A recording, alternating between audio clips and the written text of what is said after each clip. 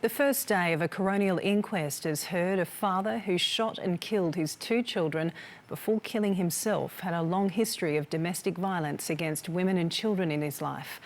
The inquest into the murders, which shocked Australia, is expected to look at how John Edwards was able to get a firearms licence and obtain weapons.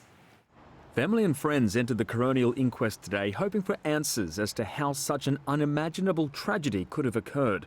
On a July afternoon in 2018, John Edwards stalked his daughter Jennifer after school in the midst of an acrimonious marriage breakdown and custody battle.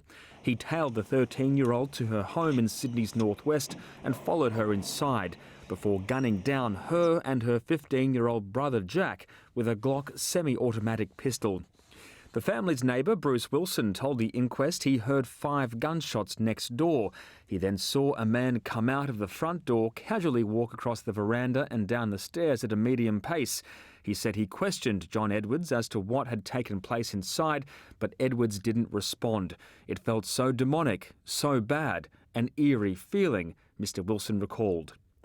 Edwards then returned home and turned the gun on himself. Counsel assisting Kate Richardson SC told the inquest how the killings had devastated the teenager's mother, Olga, who took her own life 6 months later. The inquest was told that John Edwards had a history of domestic violence and physical and psychological assaults against the women in his life and his many children dating back some 2 decades. But crucial elements of his past were hidden from registry staff who granted him a gun licence in mid-2017.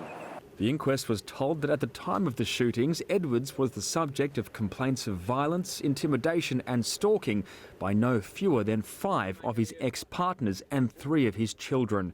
New South Wales Police have already admitted to the court they've changed their protocols to ensure critical information in their systems isn't missed in considering firearms licences.